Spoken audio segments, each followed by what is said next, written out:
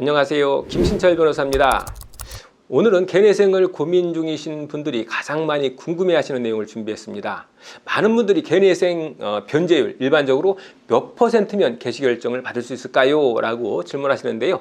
자, 이 질문에 대해서 말씀드리겠습니다. 먼저 이 변제율이라는 말부터 정리해보죠.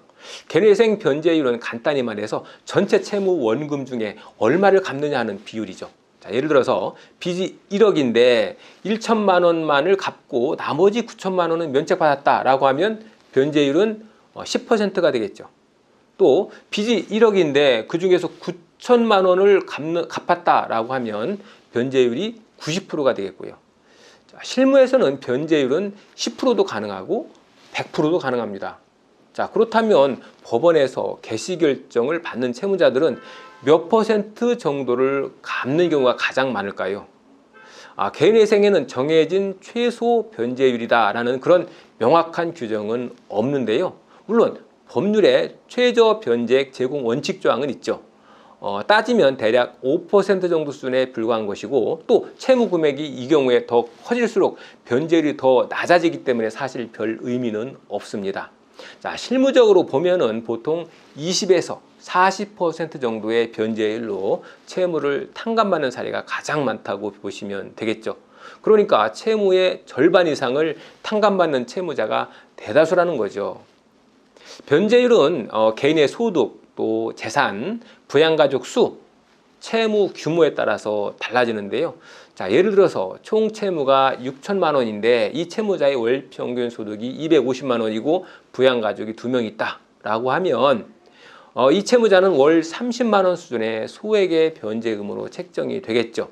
이걸 3년간 갚는 계획으로 승인받으면 이 경우 변제금 수준이 합쳐봤자 1,000만 원에서 1,100만 원 수준에 불과하죠. 그러면 약 20% 미만의 변제율로 개시결정이 나게 되는 거죠.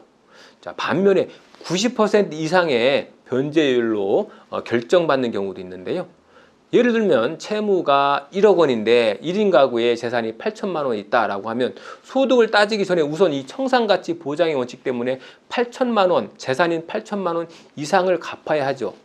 그러니까 사실상 빚의 대부분을 다 갚아야 되는데요. 그리고 또 다른 경우에 재산이 없다고 해도, 그러니까 빚이 1억이 있는데 재산이 없다고 해도 월 소득이 400만 원쯤 된다 이러면 마찬가지로 대부분의 빚을 다 갚아야 하는데요. 왜 그러냐면 한 달에 250만 원씩 갚아야 하기 때문에 3년간 갚는 계획안을 짜면 9천만 원 정도를 갚아야 됩니다. 그래서 변제율이 90%까지 나오는 거죠. 결국 고소득자이거나 또는 재산이 많은 경우에는 변제율이 20% 이하인 경우는 사실상 없다고 봐야 되겠죠.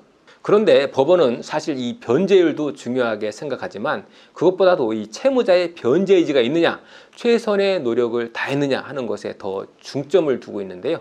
즉 갚을 능력이 있음에도 안 갚는 사람은 법원이 변제율을 높이라고 요구할 것이고, 채무자가 소득에서 최대한 떼어서 갚겠다는 사람은 변제율이 다소 낮아도 개시결정을 받을 수가 있다는 거죠. 예를 들어 본래 400만 원 정도의 소득이 발생하던 채무자가 특별한 사정이 없는데 갑자기 직장을 그만두고 개인회생 신청 직전에 급여가 220만 원 정도 받는 그런 직장으로 이직을 했다라고 한다면, 자, 객관적으로 봐도 변제금을 줄이려는 꼼수로 볼 수가 있겠죠.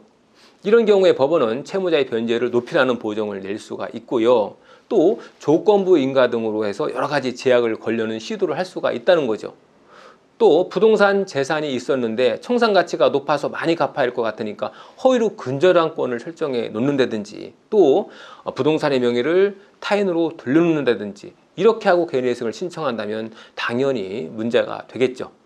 자, 반면에 원래부터 채무자의 소득이 220 정도 수준이었던 채무자가 있는데 도박으로 채무를 부득이하게 진 경우, 이런 경우에 채무자가 자발적으로 변제를 높이고 또 변제 기간도 5년으로 늘리고 또 생계비도 좀 더 줄여서 어떻게든지 내가 변제를 좀 이행하겠다 이런 의지를 피력한다면 법원은 이런 경우에는 개시결정을 내어줄 수가 있다는 거죠.